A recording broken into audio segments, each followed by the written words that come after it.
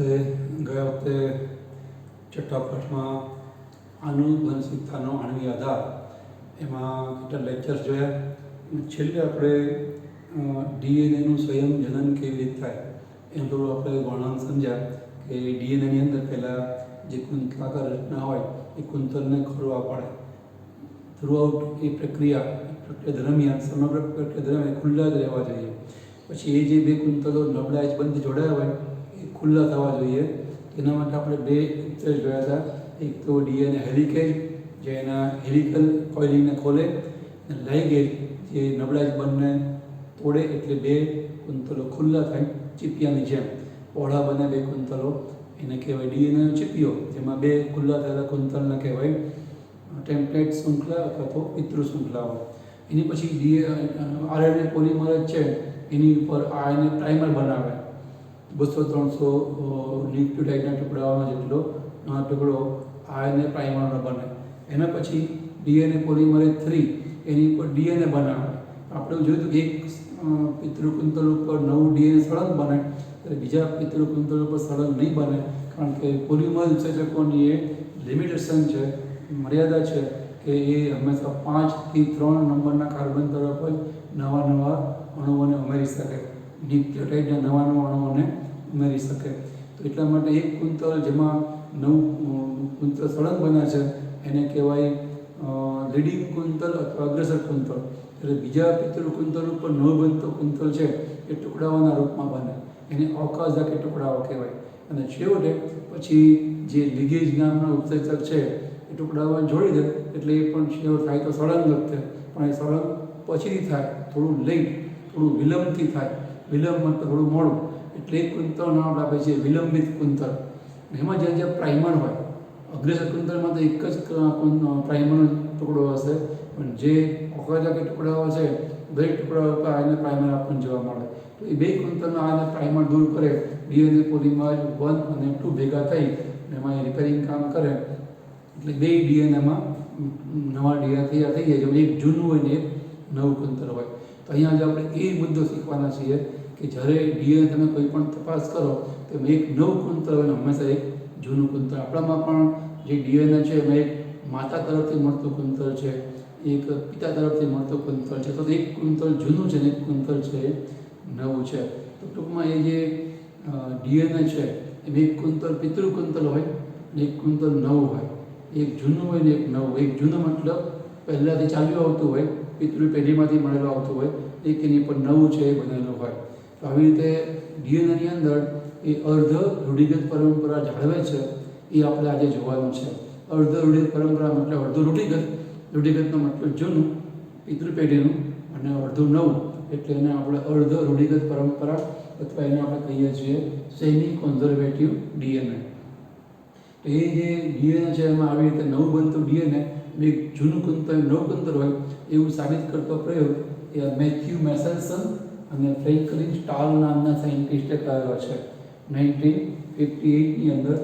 એમના પ્રયોગમાં શું કર્યું, સૌથી પહેલાં જે ડીએનએ છે બે બેક્ટેરિયા લીધા હોય, જે પણ સજીવ લીધા હોય એ ડીએનએને બેવડાવવા માટે આપણને ખબર છે કે ડીએનએની અંદર મુખ્ય 3 રસાયણો હોય.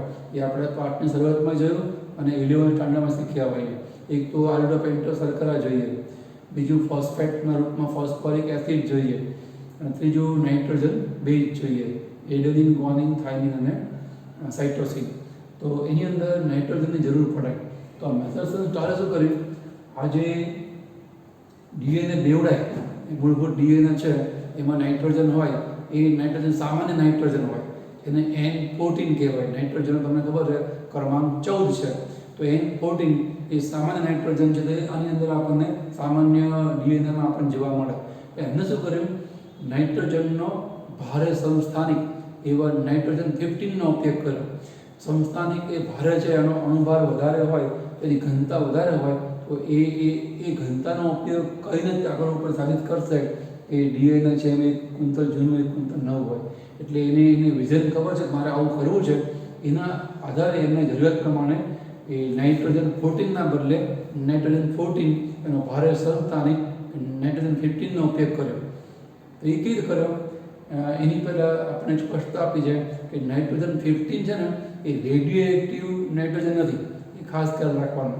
એ ભારે સમસ્થાનિક છે, બે છે નોર્મલ, પણ તમને સમસ્થાનિકનો અર્થ તમે કેવિટીઓ ભણતા હોય તમને ખ્યાલ હોય, મારા કરતાં કેવિટીઓ સાઇઝના સમસ્થાનિકનો મતલબ વધારે ખબર હશે, તમે ભણ્યા હોય તમને ખબર હશે. તો અહીંયા N14 નહીં પણ N15 વાળો નાઇટ્રોજન અમને લીધો, એને N14 નો ભારે સમસ્થાનિક કહેવાય. એમાં શું કરીએ, અમને દ્રાવણની અંદર નાઇટ્રોજનના સોર્સ તરીકે આમાં માનો કે ઘણા બધા બેક્ટેરિયા નાખ્યા હોય જેમાં ડીએનએ બેવડાય, કારણ કે દર 20 મિનિટે બેક્ટેરિયા એકમાંથી બે બને તો એને ડીએનએ છે બેવડાવવું પડે. તો એના માટે એને નાઇટ્રોજનનો સોર્સ તરીકે પોષક માધ્યમમાં એ હોય તો ઉપયોગ કરવો પડે. એમણે આની અંદર NH4Cl આનું નામ છે એમોનિયમ ક્લોરાઇડ. અને એ એમોનિયમ ક્લોરાઇડ છે ને એ એમણે આવી રીતે ઓર્ડિનરી નહીં પણ એક્સ્ટ્રા ભારે સમસ્થાનિક 15 નાઇટ્રોજન લીધું. એટલે જે ડીએનએમાં હશે ને, માનો કે આ નાઇટ્રોજન 14 વાળું ડીએનએ છે,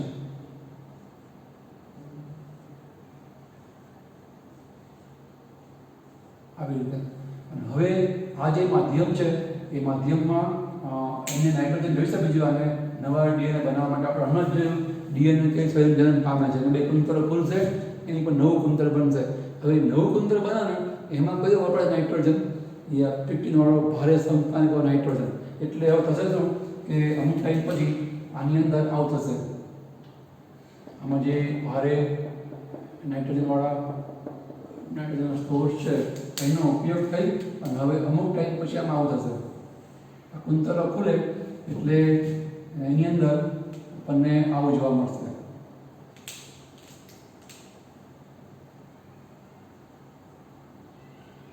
3 ને 3 6 કુંતરો છે એવી રીતે ખુલશે.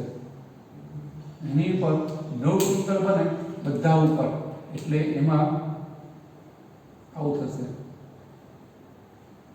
નાઇટ્રોજન લીલું છે એ 14 વાળું અને લાલ છે 15 વાળું. બીજું આને આગળ ઉછેરવા દો તો શું થશે, એની અંદર જે પાત્ર છે એમાં બધા કુંતરો છે ખુલી જશે. આપણે કુલ 6 બનાવ્યા તો આવી રીતે કુલ 12 જે કુંતરો છે ખુલી જશે. 3 લીલા અને 3 ભારે સમસ્થાનિક આપણે લાલ કલર બતાવે છે એ ખુલી જશે આવી રીતે. અને હવે એની ઉપર નવું ડીએનએ બનશે, એ પાછો 15 નો ઉપયોગ કઈ બનશે, કારણ કે દ્રાવણમાં તો આપણે ભારે સમસ્થાનિક નાઇટ્રોજનનો રાખેલો છે આની અંદર, એટલે બધા ઉપર આવું રેડ કુંતર છે બનશે આવી રીતે. તમને ખ્યાલ આવી ગયો હશે કે હવે આપણી પાસે હવે તમે સેન્ટ્રીફિકેશન કરો. સેન્ટ્રીફિકેશન સીઝિયમ ક્લોરાઇડના માધ્યમમાં. તો સીઝિયમ ક્લોરાઇડના માધ્યમમાં એની ઘનતા પ્રમાણે બે ડીએનએ અલગ થઈ જાય. આ જે છે એ બધા ભારે છે, આ બરાબર એટલા લાલ કલરનું.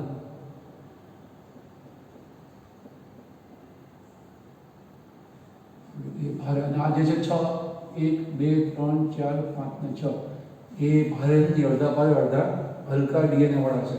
તો એવા એ ભારે ડીએનએ આ લોકોએ અલગ કરી અને પછી પાત્રમાં છે ભેગા કર્યા, જેમાં હવે બધા ડીએનએમાં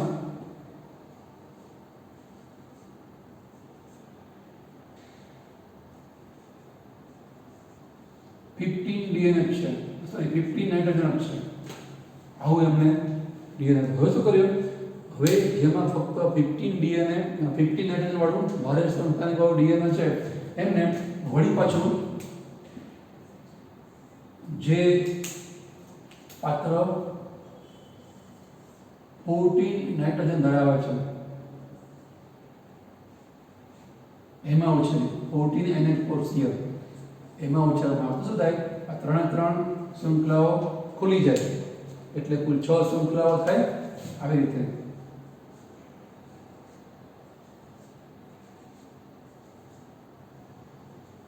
અને પછી એની ઉપર હવે નવું કુંતલ બનશે તો આવું બનશે.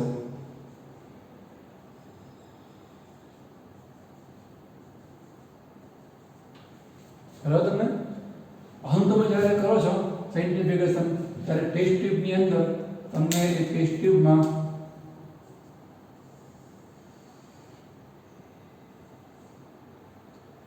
ભારે છે એટલે એકદમ નીચે આ બધું ડીએનએ જેમાં એટલા 15N વાળા ડીએનએ છે એ બધા અહીંયા અવક્ષેપિત થશે અને જે સંકર છે એ વચ્ચેના એ અહીંયા એકત્રિત થશે.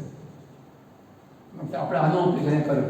હવે તમે પહેલી પેઢી પછી ફર્સ્ટ જનરેશન તમે જો ડીએનએનું એવી રીતે આ કઈ જગ્યાએ એકઠા થાય છે ટેસ્ટ ટ્યુબમાં આ બતાવી એમ કે ભારે છે 15 નાઇટ્રોજન અને આ 14 નાઇટ્રોજન. અહીંયા તમે જે લીધું છે ડીએનએ એ ડીએનએ ક્યાં ભેગું થશે ટેસ્ટ ટ્યુબમાં નીચેની બાજુ કારણ કે એની ઘનતા છે વધારે છે એનો બેન્ડ એનું અવસાદન સેન્ટીમીટર અહીંયા હશે બરાબર 15 નાઇટ્રોજન. હવે એક પેઢી પછી તમે આવા ભારે નાઇટ્રોજન વાળા ડીએનએ ઉછેરશો ને તો એની અંદર આવું થઈ જશે ત્રણ ડીએનએની 6 કુંતલો ખુલશે એની ઉપર નવ બનતું ડીએનએ હવે આપણે અહીંયા રાખ્યું છે 14NH4Cl એટલે હવે એની ઉપર હલકા સમતાની કહેવાય નાઇટ્રોજનનો ઉપયોગ થઈ નવું ડીએનએ બનશે. તો હવે તમે અનુસંધાન કરશો સેન્ટ્રીફ્યુગેશન કરશો ને તમને આવું જોવા મળશે જે બધા છે તમને વચ્ચોવચ જોવા મળશે અહીંયા વચ્ચોવચ જોવા મળશે. આને આપણે કહીએ છીએ સંકર ડીએનએ. સંકર ડીએનએ મતલબ હાઇબ્રિડ ડીએનએ જેમાં 50% કુંતલ એ જૂનું છે અને 50% કુંતલ નવું છે. હજુ તમે એને ઉછેરો આગળ ઉપર 14 નાઇટ્રોજન વાળા માધ્યમમાં તમે એને ઉછેરો તો શું થશે એની અંદર આ 6 ની 12 શૃંખલાઓ છે એ આપણને ખુલ્લી થયેલી જોવા મળશે આવી રીતે. એમાં 6 શૃંખલાઓ એ લાલ હશે 6 શૃંખલાઓ ગ્રીન કે લીલી. લાલ મતલબ 15N વાળી અને લીલી મતલબ 14N વાળી નાઇટ્રોજનની ડીએનએની શૃંખલા આવી રીતે. અને એની ઉપર હવે આ 14 છે 14N છે એની અંદર NH4Cl એનું જ આપણે જાળવી રાખેલ માધ્યમ બરાબર. તો હવે એની ઉપર બનશે બધા ઉપર 14N વાળું ડીએનએ નું નવું કુંતલ આવી રીતે.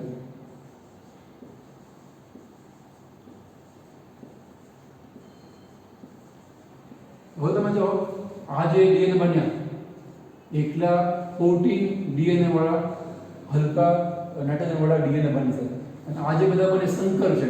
હવે તમે આનું સેન્ટ્રીફ્યુગેશન કરો ને તો તમે ટેસ્ટ ટ્યુબમાં આવું જોવા મળશે. જે હલકા છે એની ઘનતા ઓછી છે એટલે સીઝિયમ ક્લોરાઇડના માધ્યમમાં આપણને અહીંયા જોવા મળશે એનું અવક્ષેપણ ઉપર જોવા મળશે.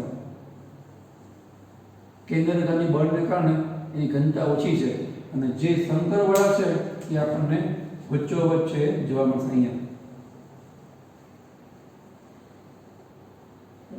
આ છે એ સંકર છે જેમાં એક કુંતલ 14N નું છે એક કુંતલ 15N નું છે તેને આપણે કહીએ છીએ સંકર ડીએનએ. આ છે એની અંદર 14N વાળું ડીએનએ છે. હજુ તમે આને આગળ ઉપર આ આપણે થઈ સેકન્ડ જનરેશન બરાબર જેમાં 50% ઉત્પન્ન થયેલું ડીએનએ એ હલકું ડીએનએ છે 14N વાળું અને 50% છે એ 50% ડીએનએ છે એ સંકર ડીએનએ છે. એટલે સંકર ડીએનએ અને હલકું ડીએનએ એ એકની માત્રામાં છે એવું આપણે કહી શકીએ સરખી માત્રામાં. હવે આપણે પાઠ્યપુસ્તક આપે છે કે જો હજુ તમે આની આગળની થર્ડ જનરેશન બનાવો ત્રીજી પેઢી બનાવો 14N વાળા એમિનો એસિડના માધ્યમમાં તો શું થાય તો હવે તમને ખ્યાલ આવે કે જે આ ગ્રીન વાળા બે ખુલશે એની ઉપર તો ગ્રીન વાળા તે N વાળા બનશે 14N ના કુંતલ ખુલે એની ઉપર દ્રાવણમાં આપણે 14N રાખીએ છીએ તો ગ્રીન ના ગ્રીન બનતા 1 2 3 4 5 6 એ 12 એવા બીજા 14N વાળા ડીએનએ છે બનાવશે. આવા જે 12 નંગ બનશે એટલું વારંવાર બારે બાર લખતો નહીં. પણ હવે જે આ 6 કુલ છે 1 2 3 4 5 ને 6 સંકર ડીએનએ ખબર ને એ 6 માંથી આ ગ્રીન ઉપર 9 ગ્રીન બનશે એટલે વળી પાછા બીજા 2 એટલે કુલ 18 નંગ ડીએનએ એટલે 40 N વાળા બનશે. પણ હવે જે આ 6 લાલ કુલ હશે ને એની ઉપર ગ્રીન વાળો પાછો બનશે એટલે 6 નંગ બનશે ને એની ઉપર અડધું આ લાલ ઉપર 40 N વાળું ગ્રીન બનશે અને લાલ તો પોતે 15 N વાળો લાલ છે જ આવી રીતે. આવા છે કુલ 6 નંગ છે બનશે એટલે રેશિયો કેવો થાય 18:6 તો 6 વડે ભાગો તો 3:1 આ પ્રમાણમાં આપણને થર્ડ જનરેશનમાં જે ડીએનએ જે બનતું જોવા મળે. એના બદલે તમે જો આને 14 N માંથી કાઢી અને 15 N માં મૂકો અને પરીક્ષામાં આવું પૂછે કે આ જે મેસેજર સ્ટારના પ્રયોગની જે બીજી પેઢી છે એમાં બધા આપણને 50% સંકર અને 50% હલકા ડીએનએ મળે છે એને આપણે 15 N વાળા માધ્યમમાં ઉછેરીએ તો શું થાય તો તમને ખ્યાલ આવી જાય કે જે 6 છે ને લાલ એમાંથી 6 લાલ જો 6 લાલ ડીએનએ બનશે એટલે 6 નંગ કેવા બનશે હવે અહીંયા આપણે ઉછેરીએ છીએ 14 NH4 Cl ના માધ્યમમાં તો આવું થશે 3:1 નો રેશિયો. એના બદલે જો આપણે 15 N ના માધ્યમમાં ઉછેરીએ તો પરિણામ પાત્રમાં આપણને કેવું મળશે તો આજે 6 નંગ લાલ કલર છૂટા પડશે ને જે એની ઉપર લાલ જ બનશે 15 N વાળું લાલ એટલે 6 નંગ એવા બનશે જે પ્યોર 15 N વાળા ડીએનએ ના કુંતલો ધરાવે છે. બાકી જે બધા લીલા બનશે આ 1 2 3 4 5 6 6 ના 12 કુંતલ બનશે 12 કુંતલ પર 9 એ 15 N નું કુંતલ બનશે 12 સંકર બનશે અને આમાંથી 6 છૂટા પડ્યા લાલ સોરી લીલા 1 2 3 4 5 6 એ 6 બીજા લાલ કુંતલ એટલે ટૂંકમાં 18 નંગ છે એ સંકર છૂટા પડશે. એટલે અહીંયા પણ 3:1 ની માત્રામાં સંકર અને ભારે અહીંયા 3:1 માં કેવું છે આ છે હલકા અને સંકર અને હલકા એ આપણા 3:1 ની માત્રામાં અહીંયા ઉલટું થઈ ગયું સંકર અને ભારે 3:1 ની માત્રામાં જો તમે પહેલી પેઢીના ડીએનએ ને 15 N વાળા માધ્યમમાં ઉછેરો તો હું જે કંઈ તમને સમજાવી બોલી રહ્યો છું કે તમને બરાબર એ કોર્સ સમજશો તો ખ્યાલ આવશે કે 15 N વાળું માધ્યમ રાખો કે 40 N વાળું માધ્યમ રાખો એને લઈ અને જે કંઈ ડીએનએ બને એ મેં તમને એટલા માટે કલર અલગ બતાવીને સમજાવવા પ્રયત્ન કર્યો છે એ ફરી તમને સમજાવી દઉં છું તમારા દિમાગમાં થોડું ઉતરે એટલે અદરવાઇઝ તમે વિડીયો સ્ટોપ કરીને ફરી તમે સમજી શકો એને સાંભળી શકો એમ છો.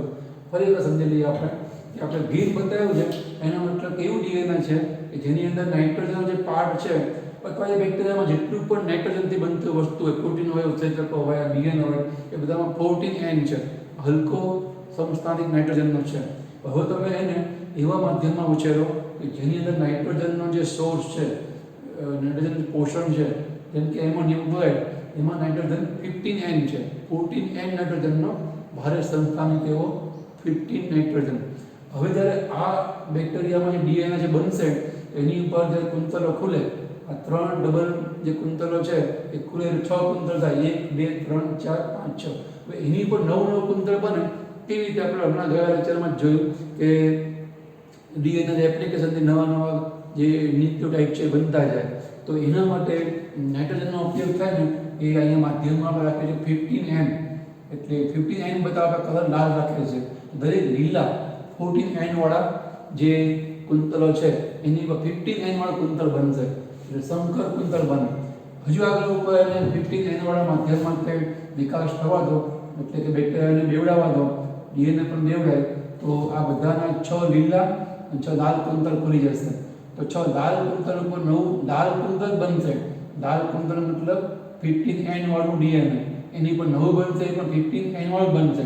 એવા લાલ કુંતલો એટલે કે ફક્ત એટલા 15 N વાળા ડીએનએ આપણે અલગ કરીએ સેન્ટ્રીફ્યુગલની ભારે હોય નીચે વધી જાય અને પેલા 14 N છે ને એ લીલા એની પર નવું તો લાલ બનશે, એ સંકર કહેવાય, એ વચ્ચો જ એકઠું થાય, બરાબર. આપણે આને અલગ કરી લેવાનું, એમાં એકલું 15N વાળું DNA છે. હવે એને આપણે 14N વાળા નોર્મલ DNA ઉછેરીએ તો શું થાય, આ ત્રણ DNA બેવડી કુંતલની રચના છૂટી પડી જાય, જેને આપણે કહીએ છીએ ટેમ્પલેટ શૃંખલાઓ. એની પર નવું કુંતલ બનશે ને એમાં હલકા N નો ઉપયોગ થશે, 14N નો ઉપયોગ થશે, કારણ કે આપણે માધ્યમમાં આવે જે N રાખ્યું છે એ 14N રાખ્યું છે. એને કારણે જે આમાં જે નવું DNA બનશે ને એ હંમેશા એક જૂનું કુંતલ 15N નું અને એક નવું કુંતલ જે બનશે 14N નું બનશે. જે પહેલી પેઢી પતે, આપણને ખબર બેક્ટેરિયા દર 20 મિનિટે બેવડાય છે, તો 20 મિનિટ અંતે તમે દ્રાવણનું આવી રીતે અવક્ષેપણ કરો ને તો DNA ઉપર પણ ભેગું નહીં થાય, નીચે પણ ભેગું નહીં થાય. ઉપર ભેગું થાય બધા 14N વાળા DNA જેવું કહેવાય, નીચે એનું અવક્ષેપણ થાય તો બધા 15N વાળા ભારે સમતાનિક વાળા DNA જેવું કહેવાય, પણ વચ્ચો જ એકલું થાય છે. એના મતલબ બધા DNA છે સંકર છે. એના મતલબ એક કુંતલ જૂનું છે, એક કુંતલ નવું, પણ જૂનું કુંતલ 15N નું છે, નવું કુંતલ 14N નું છે, બધા એવા છે.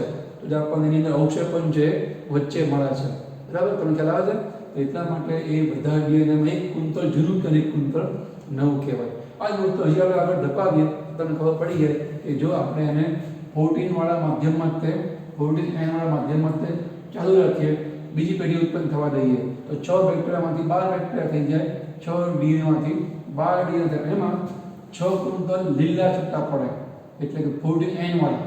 એની ઉપર માધ્યમ 14N નું છે, એટલે 14N વાળું DNA બીજું બનશે, એટલે ગ્રીન 14N ઉપર બીજું ગ્રીન 14N વાળું DNA બનશે. એટલે આવી રીતે DNA બને. આ બધા હલકા છે, એકદમ ઉપરની બાજુ એકઠા થાય, હલકા છે એકદમ ઉપરની બાજુ. અને અડધા જે લાલ કલરના કુંતલ વાળા 15N વાળા DNA છે એની પર નવું તો બનશે પાછું 14N નું કુંતલ, કારણ કે માધ્યમમાં આપણે હલકો DNA, હલકો નાઇટ્રોજન છે એનો સોર્સ રાખેલ છે, 14 કટ રાખેલ છે. તો હવે તમે વળી પાછું બીજી પેઢી અંતે, એટલે કે કુલ 20 મિનિટના બદલે 40 મિનિટના અંતે તમે જો એનું સેન્ટ્રીફ્યુગેશન કરો, તમને બે બેન્ડ મળશે. એક જ બેન્ડ મળે છે, એ જ સૂચવે છે કે DNAમાં અડધું નવું કુંતલ અડધું જૂનું કુંતલ હોય. અહીંયા બે બેન્ડ મળે, એમાં અડધું બેન્ડ છે એ સંકર કુંતલનું હોય, કુલ ઉત્પન્ન થયેલા DNAનું જે દ્રવ્ય છે અને 50% દ્રવ્ય સંકર DNAનું હોય. આપણને અહીંયા ફિગરમાં પણ સ્પષ્ટપણે ખ્યાલ આવે જ છે. આ તો તમે સમજાવવા દોર્યું છે, આપણને આવું દેખાય નહીં ને DNAમાં, આપણે તો સેન્ટ્રીફ્યુગેશન કરીએ જે બેન્ડમાં એ આપણને દેખાય. તો અહીંયા બે સરખા બેન્ડ મળે છે, તો આપણને ખબર પડે એવું છે કે 15N વાળું 14N વાળું સંકર DNA 50% હોય અને હલકું DNA, હલકા N વાળું DNA છે 50% હોય. હજી તમે ત્રીજી પેઢી કરો, આ બે શક્યતા છે. 14N ની અંદર હજી એનો ઉછેર ચાલુ રાખો, આની અંદર 18 DNA બને. પહેલી પેઢીમાં 3 માંથી 6 બને, બીજીમાં 6 માંથી 12 બને. હવે 60 મિનિટની અંદર તમે જો તો અહીંયા આ ડબલ થઈ જશે, જે અહીંયા 12 છે અહીંયા 24 થઈ જશે. 24 પૈકી આપણે હમણાં જ જોયું કે 18 નંગ છે એ હલકું N વાળું DNA હોય, અને જે સંકર DNA છે એક કુંતલ ભારે N વાળું, એક કુંતલ હલકા N વાળું. એ સંકર કેવા 6 નંગ બનશે. તમે જો 1 2 3 4 5 6 15N વાળા કુંતલ છે, એની પર 9 બનશે ને એ બનશે તો 14N વાળું હલકું જ છે, એવા 6 સંકર બનશે. બાકી તો બધામાં હલકા DNA N વાળા DNA છે બનશે. એટલે અહીંયા 18 અને 6, 18 6 એ તમે 6 વડે ભાગો તો 3:1 નો રેશિયો આપણને મળે. 3 એ આપણને મળશે હલકા DNA, એનું અહીંયા આપણને બેન્ડ મળશે અને એક ભાગ છે જોવા મળશે આપણને. એટલે આવી રીતે તમે આને બેન્ડમાં બતાવવા માંગો ને તો બેન્ડમાં તમે આ જ બતાવી શકો. કારણ તમે આનું બીજી પેઢી પછી અહીંયા તમે 60 મિનિટે સેન્ટ્રીફ્યુગેશન કરો ને તમને આવું જોવા મળશે. 3 ભાગ છે એ હલકા DNAના, એટલે આપણને 3 જાડો બેન્ડ અહીંયા ઉપર જોવા મળશે અહીંયા. અને આને કરતાં ત્રીજા ભાગનું પ્રમાણ એ જોવા મળશે સંકર DNA અહીંયા વચ્ચે.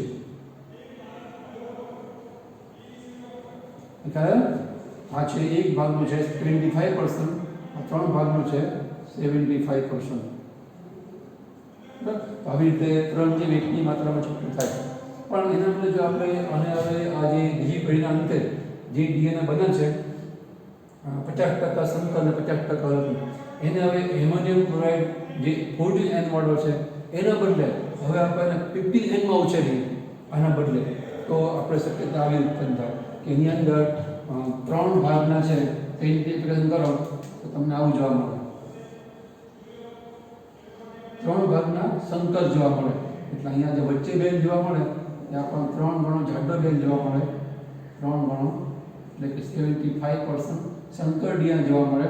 અને 1% છે મતલબ 25% એ ભારે ડીએનએ નીચે જોવા મળશે.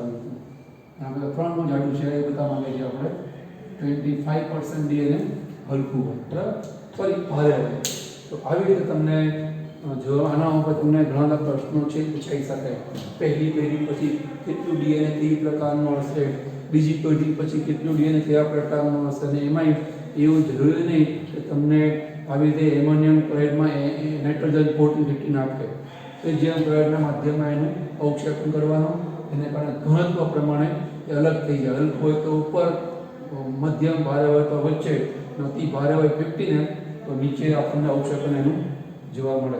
એવું તમને ના આપે, કારણ કે નીટની જે એક્ઝામ છે નેશનલ લેવલની એક્ઝામ છે એની અંદર તમને કન્સેપ્ટ ક્લિયર છે, ખ્યાલ અથવા સમજણ તમને પાકી છે કે તમને પછી અહીંયા નાઇટ્રોજનના બદલે કોઈ પણ ભારે સ્થાનિક તત્વ બદલાવીને આપે, તમને લાગે કે આવું નવું છે અથવા આપણે શીખ્યા નથી, ભારે સલ્ફર આપે, ભારે ફોસ્ફરસ આપે, તો એનાથી આપણને કંઈ મતલબ નથી. આપણે જેમ જાણીએ છીએ કે ગુણાકાર છે એ 5×3 5×15 થાય, 5×15 એમ 5 કે 3 વખત તમે કરો તો એ ગમે તે ભાષામાં બોલો, એ મેથ તો મેથ રહેવાનું. એમ સાયન્સ તો તમે દુનિયાના કોઈ પણ દેશમાં જાઓ ભાષા બદલાય, સાયન્સ કોઈ દિવસ સિદ્ધાંત તો કોઈ દિવસ બદલાય નહીં. એટલે તમને નેશનલ લેવલની એક્ઝામની અંદર ગુજકેટમાં ઓછું બને, પણ આ નીટની અંદર તમને એવું બને કે તમને ત્યાં કન્સેપ્ટ ઉપર એક્ઝામ લેવાય છે, પ્રશ્ન પૂછાય છે, કન્ટેન્ટ ઉપર નહીં. કન્ટેન્ટ મતલબ જે બુકમાં આપ્યું છે એવું જ તે તમને ઉદાહરણ પૂછવું એવું કંઈ જરૂરી નથી. તમને ગમે તે પ્રકાર તત્વથી અને ગમે તે પ્રકાર શરૂઆત અહીંથી કરે કે બેક્ટેરિયામાં ડીએનએ 50% હલકા તત્વવાળો છે અને 50% ભારે તત્વ છે. હવે એના પછી ત્રીજી પેઢી તો એ બધાને બતાવ્યું છે. હજુ તમે આને આગળ કરો તો 4થી 5મી પેઢી તમે તમારી રીતે હવે કહી શકો કે કયું પ્રમાણ આપણને મળશે, 6:1 મળે છે, જે પણ પ્રમાણ મળે આજે હજુ પણ આગળ પ્રમાણને ધપાવી શકો. તો તમને એનો ખ્યાલ છે એ આવવો જોઈએ. સતત તમારા દિમાગમાં રહેવું જોઈએ કે આપણે એને ભારે તત્વમાં ઉછેરીએ છીએ કે હલકા તત્વમાં ઉછેરીએ છીએ, એને કારણે જે કંઈ ગુણવત્તા પડશે એની નવું ગુણવત્તા કેવું બનશે અને કયા પ્રકારના ભારે, મધ્યમ, હલકા પ્રકારના જે ડીએનએ છે આપણને કેટલા મળશે. એ ખ્યાલ ના આવે તમારે ફટાફટ 2 અલગ અલગ કલરની પેનથી લઈ રફ કામ કરવાનું, પણ સરળ રાખ્યા વગર, કારણ કે નીટની એક્ઝામમાં કે ગુજકેટમાં પણ અને રફ કામ કરવા માટે 3 વિષયમાં નીચેની બાજુએ કોઈ જગ્યા આપે જ છે. એ જગ્યામાં તમારે રફ કામ કરી અને ફટાફટ જોઈ લેવાનું કે કેટલી માત્રામાં હલકું, મધ્યમ ને ભારે તત્વો ડીએનએ છે બને છે કે નિર્માણ પામે, સંચરણ પામે છે. તો તમને ઓપ્શનમાં દેખાઈ જાય કે આ ઓપ્શન આને મેચ થાય છે. તો આ પ્રશ્ન એકદમ સહેલો છે, પણ તમે જો 1-2 વાર સમજ્યા ના હોય ને, પ્રેક્ટિસ ના કરો ને, તો કદાચ તમે ગોટાળા ચડો, ગૂંચવાઈ જાઓ, અથવા તો આવડતું હોય તો જવાબ તમે ઉતાવળે ખોટો કરી ના આવો. આમાં કશું બહુ કંઈ વધારે જટિલ લોજિક નથી, સાધારણ તર્ક જ છે. હલકા ભારે પર 2 ડીએનએ છે, એની ઉપર નવું બનતું કુંતલ છે, એ માધ્યમમાં જે પ્રકાર તત્વો હલકું કે ભારે એ પ્રકારનું નવું ડીએનએ છે બને. એમાં તમારે બીજું લાંબુ કે વિચારવાનું છે નહીં, પણ એ તત્વ કયું છે માધ્યમમાં, નવા કુંતલ છે એમાં કયા તત્વવાળા કુંતલો છે, અને એ જે માધ્યમમાં જે તત્વ છે એ પ્રમાણે કયું બનશે નવું, અને કેટલા કેવા બનશે, હલકા, મધ્યમ, સંકર. થોડું તમારે મગજને શાંત રાખીને એક પ્રેક્ટિસ કરવી પડે. એ તમે કરશો તમને આરામથી આ મુદ્દો છે આવડી ગયો છે. ખાસ તો બોર્ડની એક્ઝામમાં પ્રશ્નોમાં આ પ્રયોગ પૂછાય આપણને, તો એ તો સીધું વળણ તમને આવડે એવું જ છે. પ્રયોગ તો બેઠો આપણા દિમાગમાં છે. આપણે આ જે 2 મિનિટની વાત કરીએ છીએ એમસીક્યુની વાત કરીએ છીએ, એ એમસીક્યુમાં તમને કંઈક પ્રયોગ તો પૂછાવાનો છે નહીં વર્ણનાત્મક, પણ એને કોઈ પર ફેરવીને પૂછે તો આપણને ખ્યાલ હોવો જોઈએ. મોટાભાગે વિદ્યાર્થીઓ એ બધું ગોખતા હોય છે, અને જે ગોખે એને પછી જ્યારે આવા પ્રશ્નો ફેરવી પૂછે ને તકલીફ પડે. એટલે સમજણ પાકી રાખવાની. કન્ટેન્ટ એ ગમે તે હોય, આપણો કન્સેપ્ટ ક્લિયર હોય કે આવું હોય એટલે આવું થાય. તો ગમે તત્વ આપી હોય, ગમે તે પ્રકારની વસ્તુ ત્યાં પ્રશ્ન પૂછે તો આપણને વાંધા ઘણા ડીએનએના બદલે આપણને સજીવો આવા સજીવો ડીએનએ દર્શાવે છે, આટલા સજીવ દર્શાવતા નથી, આટલા સજીવોમાં ભારે તત્વો છે, આટલા સજીવમાં લઘુ તત્વો છે, આમ તેમ તમને ગમે તે રીતે પૂછે તો તમને આવડે. કન્સેપ્ટ, ખ્યાલ, સમજણ તમારે ક્લિયર હોય છે. એકવાર પ્રયોગને ફરી પાછું અંદરથી બુક પ્રમાણે વાંચજો, જોજો, આ જે કે મેં વર્ણન કર્યું છે સમજવા પ્રયત્ન કરજો, બુકમાં જોવા પ્રયત્ન કરજો. અને ખાસ આની હજી પેઢી આગળ પણ જોજો બે રીતે. અને આ જ માધ્યમમાં એને જ 4th year 14માં છે શું થાય, ચોથી પેઢી 80 મિનિટ પછી 60ના બદલે, અને અહીંયા એના બદલે એને જ 4th year 14ના બદલે 15માં હજુ આગળ જવા શું થાય, અથવા આને હવે પછી 40માં શું થાય. એ બીજી વખત તમે તમારે ટ્રાય કરજો. ખાસ તમને ખ્યાલ આવે એવું પરિણામ મળે છે. એ તમે બતાવો છે પરિણામ કે બનાવો એ તમારા ટીચર જોડે કન્સલ્ટ કરી લેવાની, ચર્ચા કરી લેવાની કે આના પછીની પેઢીમાં આવું થાય તો એમાં આટલું આપણને પ્રમાણ મળે, હલકા, મધ્યમ, ભારે ડીએનએ બરાબર છે કે નહીં, તમને ખ્યાલ આવી જશે. બરાબર. એ સિવાય આ તમારા પ્રશ્ન પણ તમારી પાસે સાહિત્ય હોય ને એમાં પડ્યા હશે, એને પણ સોલ્વ કરવા જવા માટે પ્રયત્ન કરજો. અહીંયા પટકે છે.